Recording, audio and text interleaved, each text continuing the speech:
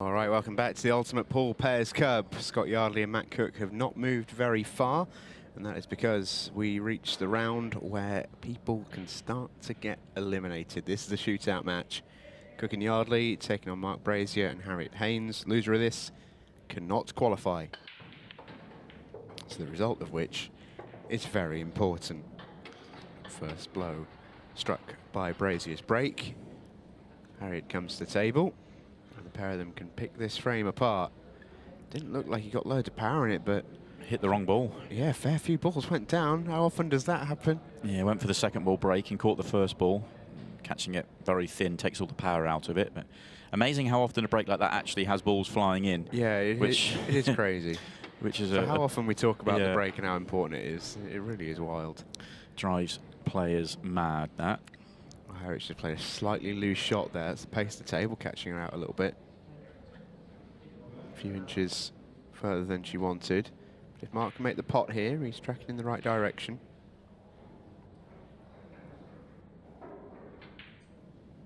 And he does. Oh, kissing the 8 ball's not too kind though. Yeah. Wanted to avoid that. On nothing here. Right, he said sorry. Yeah, bad shot was H's and she'll know that. Yeah. Gave him some work to do. Try and find a safe area of the table here. Be patient. Yeah, tying up a yellow at the same time. Trying to make it just as awkward as possible. Yeah, I don't think they'll have a pot to go at, the Cooke and Yardley duo. What's interesting with these Scotch pairs matches, we very rarely see a Scotch safety battle. But when we do, it becomes really interesting because you almost don't want to give the game away to your opposing team, don't you? But you've got to talk about it. Start seeing players talking to each other by covering their mouths and all that sort of stuff. I think one of the longest frames we've ever had on this show, is, if I remember rightly, was a Mick Hill and Phil Harrison versus Luke Gilbert and Dom Cooney special at 0-0. It lasted 17 minutes. And that was as long a safety battle as I can remember. It was played in Scotch format. It then got played a little bit on the 15-second shot clock as well. And they're two fairly chatty duos. They were back and forth a lot. It does happen every now and then. I find them fascinating. They've actually got an aggressive shot on here. They can clip off one and pot the other. Yeah. Just like that, lovely. And that's come out well for them. Okay, it could have come out a shade better, but they couldn't have hoped for any better. That's a lovely shot. Yeah, that will do very nicely. You have to say, that's a slight error from the Cooke and Yardley partnership to not see that. Well, Harriet's played a good shot, but Marc's going to need a better one. This red is very well guarded. You have to almost accept poor position on it, but poor position on it doesn't get you on the 8 ball. It looks like he's going to come back. The window to get above it is not big. And he knows straight away. He knew he was not there. Yeah, needed some side on that, I think. The angle he had there, I think I'd almost have preferred the top spin shot. He had just enough, I think, maybe with a trace, to come off the right-hand side cushion and almost target the 8 ball and the yellow together. Oh, Harriet could get through to the double. That's a lovely shot. Didn't think she could see that. Well, still at the table. Now then, Marc, what can you do with the 8 ball? I thought that was visit over. But camera's playing tricks on us again. Harriet could see the double. I'm not seeing much more than a double in the middle, if I'm honest, and that's, I mean you could be there for a while and not make that. Yeah, they're tough. Not sure if the double in the corner's on. I think it probably just about is, actually. I think that's what he played. I can't imagine he's played that into the middle at that pace. No, it's definitely gone in for the top left corner. I wonder whether the bottom right corner actually double was on, but he was playing top left, but he was playing it 2 cushions off the yellow and in. Wasn't open for the direct double. Just wonder if Yardley and Cooke will just wait a second, maybe give an extra shot, because the 2 yellows at the top of the table do need a little bit of a solve. If they do play for a snooker, they need a good one to be able to get the cue ball in hand.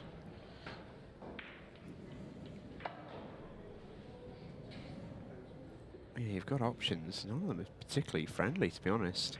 It's a very small window on the table that you can land into to play on one of them. Can't get there hit now. Maybe can, screwing it 2 cushions. I think he may just about be able to get there. But he'd have to really ramp it up. Maybe. I'm with you, Stephen, just pull back.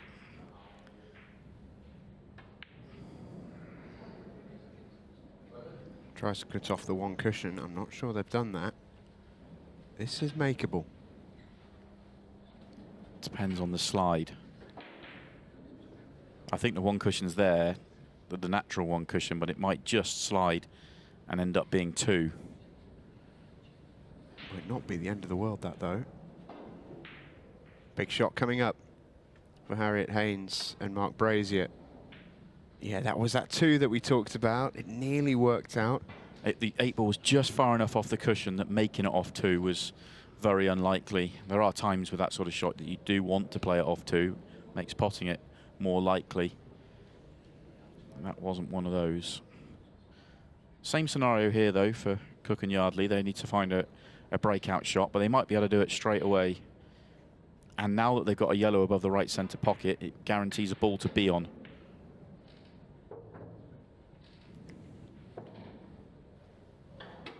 Yeah, it's okay.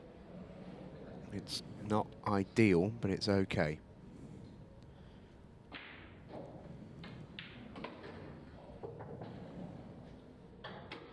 Has he beaten the straight? I still like the one at the bottom end of the table. I know it's a slightly thinner pocket, but I like it and coming across for the one he's got here. Don't necessarily like leaving the one down the table. And I certainly don't like leaving the one down the table then to go back up for the one at the top. How's your cueing, Cookie? I think connect the 2 at the top together and then come down for this one, or get rid of this one and then go up. He's asking for some cueing here. Yeah, how do you like these? Well, at least the angle's good. He's played that beautifully.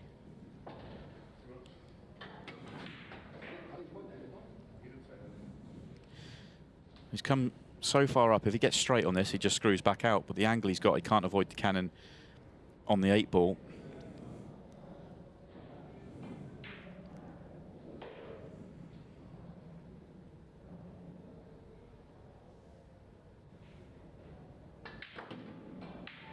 Oh, they're not going to be on it. Oh, that's disaster. Oh, this frame just got really interesting. Yeah, I just didn't like the route. I just think if they connect the 2 at the top together, then the cue ball's not moving as far and you can get good position on the one at the top rather than leaving the one down the table. Oh, I know, but how often do you see a black ball shootout? Well, yeah, that's true. We don't see many of these. Where's it going to land? Oh, it's landed pretty well if you're Cooke and Yardley. Marc Brazier asking for a little bit of advice. Well, is he asking if he can take it on? I think you take this on. I think the long double, but you play it, because you're close to it, you can just hold the white, and you'd be unlucky for it not to rattle and set over the pocket. It should rattle and, at worst way, leave it a difficult shot.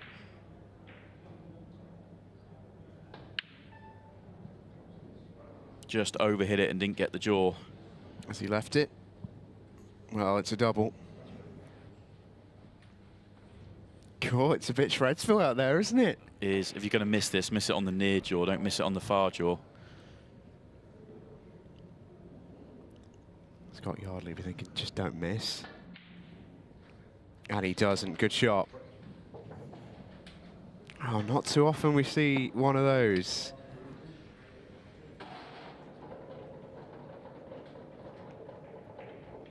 That was a just under 10-minute frame.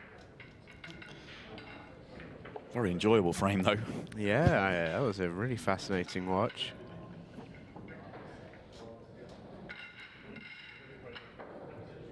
Marc and Harriet still enjoying themselves, but they really want to get themselves in front at the same time.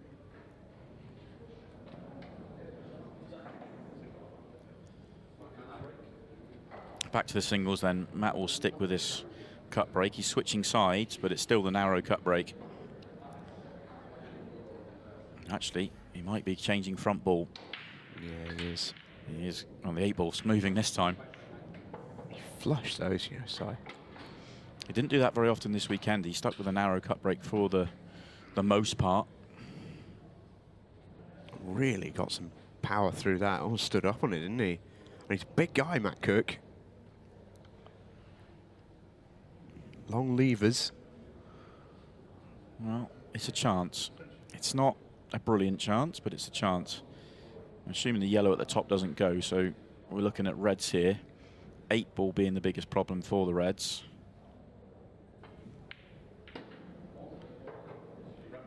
I was wondering if the ball he's just played would be his last ball, and then you've got the 8-ball in the middle, but the 8-ball's a little bit lower down the table than it looks on our main camera, and that would be a delicate shot.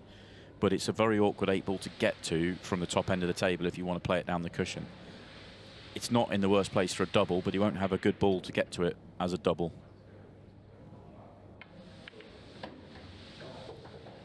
And I do expect him to get to that 8-ball. The rest of the top are very nice. Quite like the way he played that, using the yellow as almost an alternative angle to get north of the middle pockets.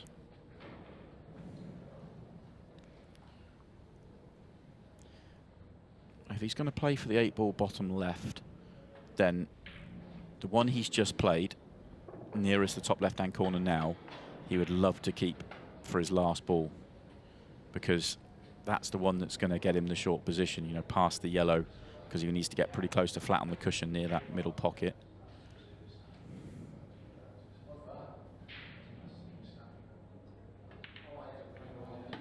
Yeah, I thought he might be going into that red. And that red going down the table has actually worked out really well for him if he fancies the double. That's now in the perfect spot to play for it as a double. I feel like you almost have to now.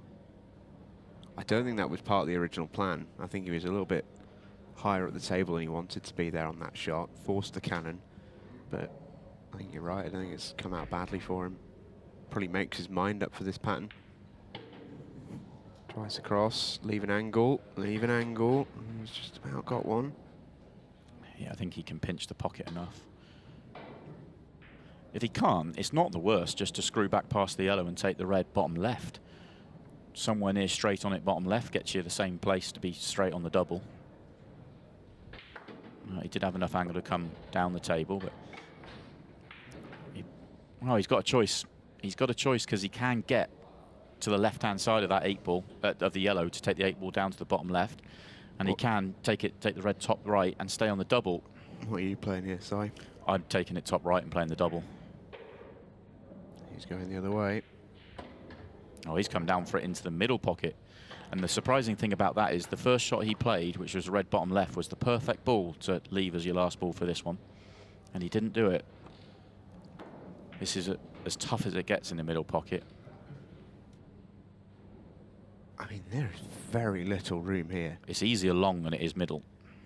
I think he's got to take it long, surely. Yeah, he does. Great pot. Well, fair play, Matt Cooke. Yeah, absolutely. Excellent pot. Ended up being a really tricky little finish. And he solved the puzzle in the end. Created a couple of extra issues for himself, you felt, but got out. Puff of the cheeks from Cookie there. A big surprise. Scott Yardley next in play in the singles. And he'll have Marc Brazier against him. Mark, who got himself a win at the weekend. Always good to come into a night like this in good form. He was playing on the International Rules Pool Tour, the over 40s. And he ended up splitting the pot with Ultimate Pool Pro, Peter Mullaney.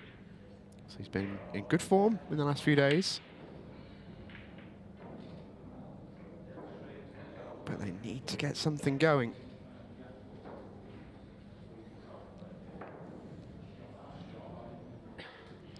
Very close to that front ball again. Just catching the front ball there.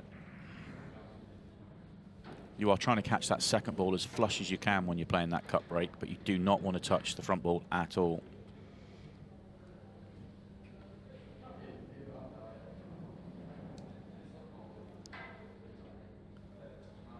this could get a little bit sweet and sticky, because it's getting fudgy. Although Marc Brazier decides to poke that one away and make any chance of a fudge fest a little bit less likely. For me, though, match situation here, I'm still tempted just to play safe and ask a question. It's a good pot from Scott Yardley. And if the yellow he's closest to nicks into the left centre, he might be in business. Yeah, I think I'd still play the safety because of the match situation. Just brush off the yellow, the bottom of that line, and that's going to sit with those two reds. Bottom cue ball, middle of the bottom cushion, and say good luck to you, Mark, if you want to clear those up. Yeah, that's what he's playing.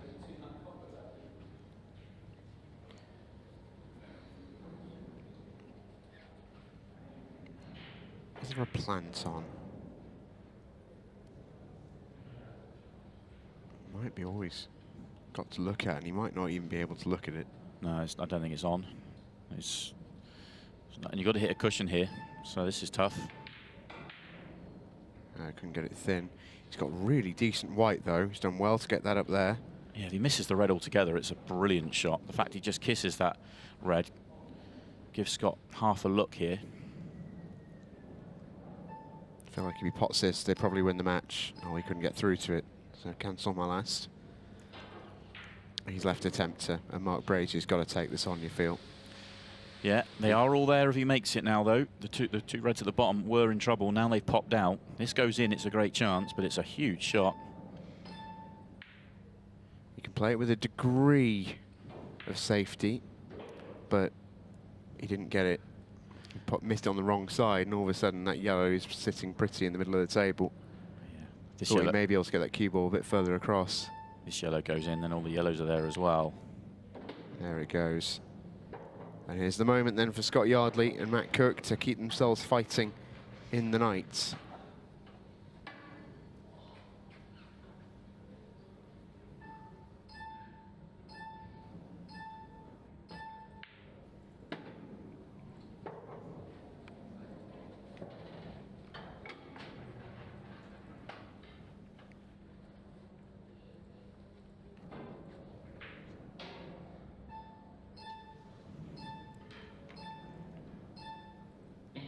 Oh, that might be a time foul. It's going to be checked. My gut reaction straight away was that was a foul. It fell over. Yeah, so they've stopped the clock here, and there's going to be a little bit of VAR. The VAR for a time foul it's a tough one to call, actually, on VAR, but gut feel in real time was a foul. Yeah, it can be a little bit difficult for us to call it.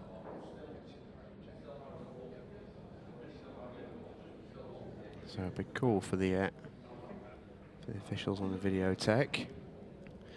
And It's a huge error. If the foul is called, it is a huge error, because look at these reds. 2 minutes 20 left on the clock. It's huge. It's massive.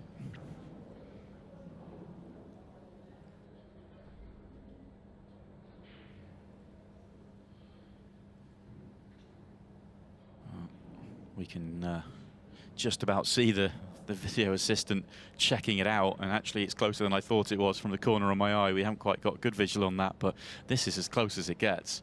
I'm glad I'm not the one that has to call this one, Stephen, I'll be honest. oh, me too. Foul's been called, I can tell you. Scott Yardley's about to find out. Yeah. What a chance then for Marc Brazier. Clock will restart. And this is a big chance. These have got to go. And they've still got to go quickly as well, because a draw doesn't really help either team. But they're all there for a rapid finish.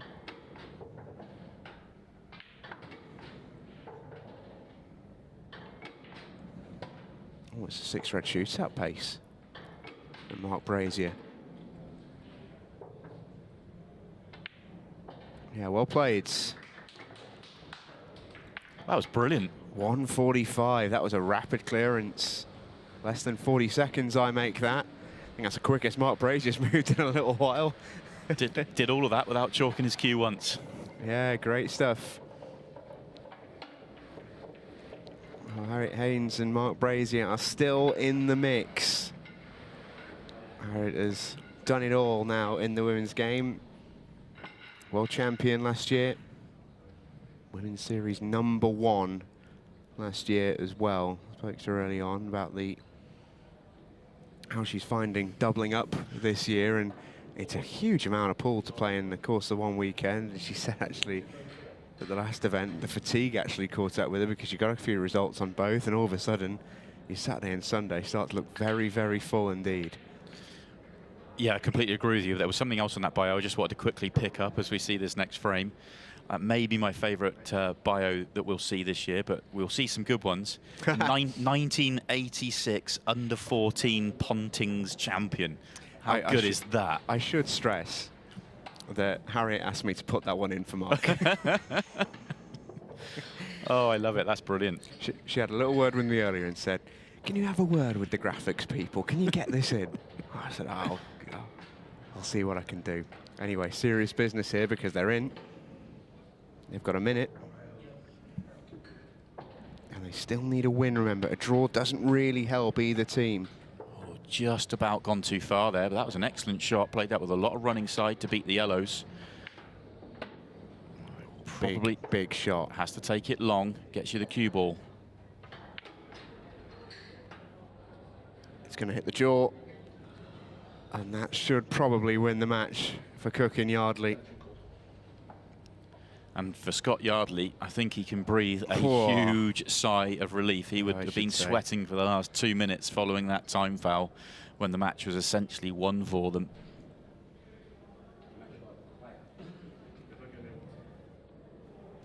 Yeah, they only just need to play the one shot, and that'll do it.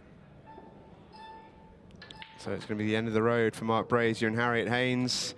And the road for Matt Cooke and Scott Yardley maybe isn't done yet. They stay alive in this group. They'll need to win their last match against one of the tournament favourites, but they are still fighting